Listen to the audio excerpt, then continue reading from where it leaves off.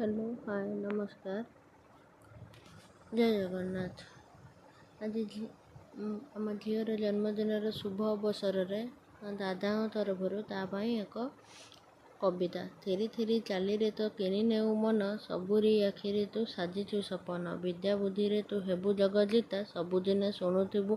तो गुलु गुलु कथा थुकु थुकु चाली तर किनी नुए मन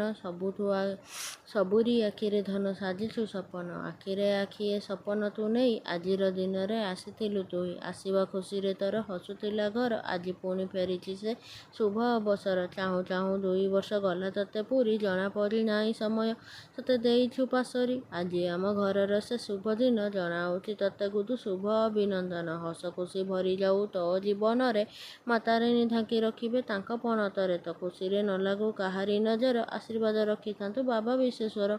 चला पथ तरफ माँ हेउ कुसुमित प्रभु जगन्नाथ तते कर